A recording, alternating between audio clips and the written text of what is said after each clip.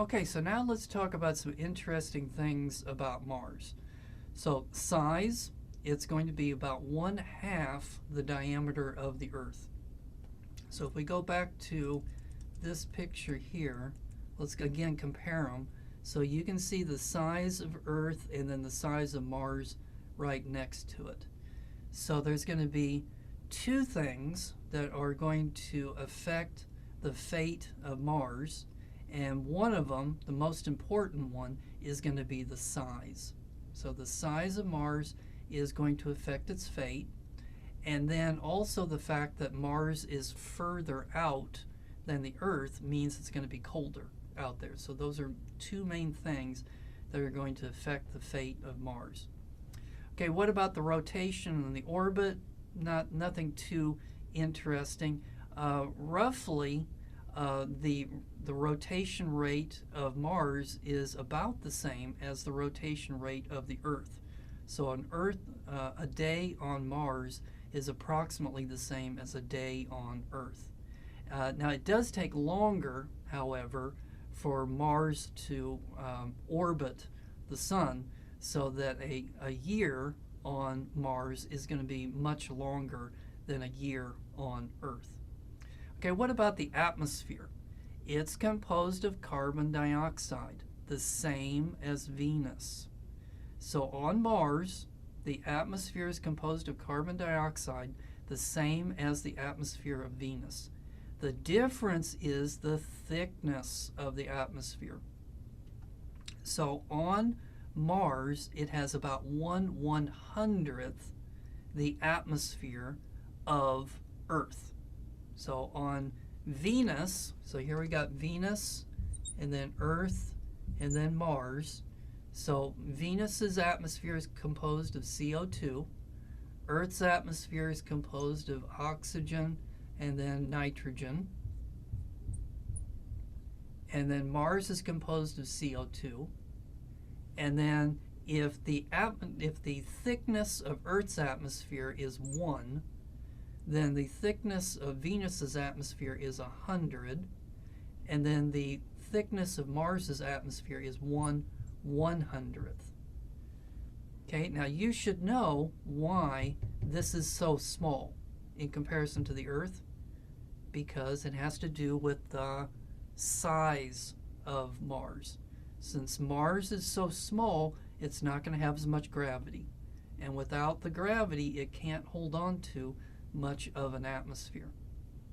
Okay, then the pressure, 1/100th of an atmosphere. So you would not be able to set foot on Mars, because you wouldn't be able, even if there was oxygen, which there's not, you wouldn't be able to breathe because the pressure is so low. Temperature. So the temperature on Mars varies between negative 140 degrees Celsius to positive 21 degrees Celsius. And so in terms of Fahrenheit, 21 degrees Celsius is 70 degrees Fahrenheit. So during the summertime, temperatures on Mars actually get above freezing. But most of the time, it's going to be below freezing on Mars. So it's going to be very cold, very similar to Antarctica if you were to live on the planet Mars. Okay, no oceans, but we do think that in the past, Mars did have oceans. Okay, the geology, no plate tectonics, but just like Venus, we do think that it has some hot spots. So areas where there is some hot material under the surface. No magnetic field, that's very important. It does not have a magnetic field. The top picture shows you what Mars looks like, and you'll notice that it doesn't have as many craters as what the Moon does, because it has more of an atmosphere to help protect it. And then the lower one gives you a website that you can go to. You can take the cursor, you can move it around on the surface, and it gives you interesting information about the surface of Mars. Okay, some surface features. Mars has terrific dust storms. So, and certain times of the year, there are dust storms that will cover the entire surface of the planet Mars for a few months on end. Another thing is it has a red surface. This is why we call it the red planet. And that red comes from rust.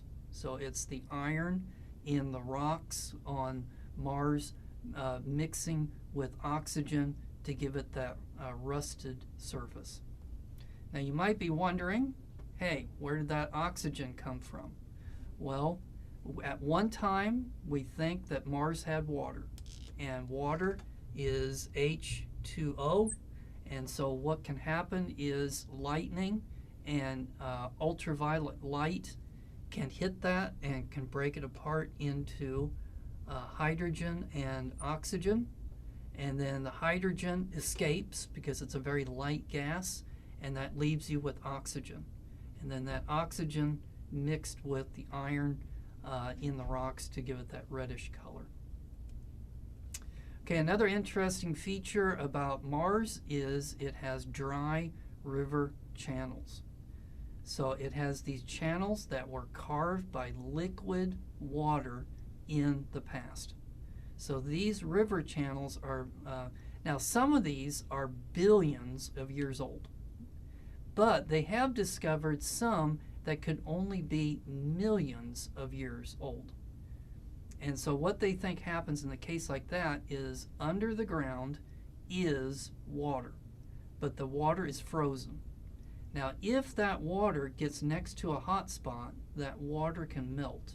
And then when the water comes to the surface, for a very, very short period of time, you're going to have floods, colossal floods. But now, very, very quickly, that water is going to evaporate into the atmosphere because of the thin atmosphere. So a thin atmosphere means low pressures, and water can actually evaporate under low pressures. So that those colossal floods, very, very quickly, all that water goes into the atmosphere and disappears. So you're left with these dry river channels. But some of these river channels are billions of years old, and they represent a time in Mars's history when it had liquid water that could flow on the surface. Liquid oceans, liquid lakes, liquid rivers. And so it was very Earth-like early in its history. Another interesting thing about the surface of Mars is it has a gigantic impact crater.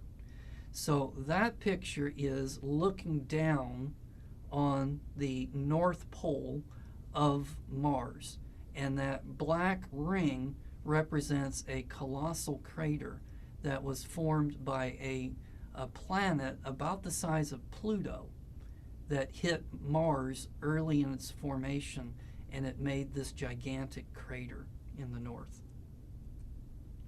Okay, another interesting feature about Mars is the Valles Marianus. And so what this is a crack in the surface of Mars. And originally they thought that this crack was a colossal canyon like the Grand Canyon. It's as long as the United States and is as deep as the, it's about 1 mile deep, or 2 miles deep. So it's about twice the depth of the Grand Canyon, and it's the length of this canyon is the size of the United States. So originally they thought it was water that formed it, but they don't think it is, because what could make a crack in the ground geologically? Okay, it was a type of plate boundary. Plates, where the plates are being pulled apart. Okay, that was a divergent zone, and then new material oozed into the crack, and then that's where new ocean floor forms. So what they think is that the ground was being pulled apart, a divergent zone, but then the planet cooled off because it was so small, the plate tectonics shut down, and so you have this crack as a left over from that time period. You also have Olympus Mons, which is roughly 2 times taller than Mount Everest. So it is a very, very large volcano. And the reason why it's so large is it's over a hot spot. So that there's heat that's coming up, and so Olympus Mons, it might be dormant today, it might erupt, but every time it erupts, it gets a little bit larger. It's kind of like the Hawaiian Islands, but with the Hawaiian Islands, they move. So they move off the hot spot. This thing doesn't. So it just keeps getting bigger and bigger and bigger. Okay, so let's talk about why. So why did Mars end up the way it did? Okay, it has to do with the size thing. So Mars was small, it cooled off rapidly, it lost its plate tectonics. As it cools off, it doesn't have as many volcanoes. The volcanoes produce the CO2. So that means that the atmosphere of Mars is going to be thinner than the atmosphere of the Earth. Okay, now the next thing that's going to happen is it's going to lose its magnetic field. So as it cools off, the magnetic field goes away because it requires churning of metallic materials inside the planet. So as the magnetic field goes away, that means its magnetosphere goes away. That magnetic shield that protects the planet from the solar wind. So the sun is blowing the solar wind onto Mars, and without the magnetosphere, Mars's atmosphere gets eroded away. It gets thinner and thinner and thinner. And as it gets thinner and thinner and thinner, the oceans begin to evaporate due to lack of pressure. So the oceans are evaporating. On Venus, the oceans evaporated because of heat. They boiled because of heat. On Mars, they evaporate due to lack of pressure.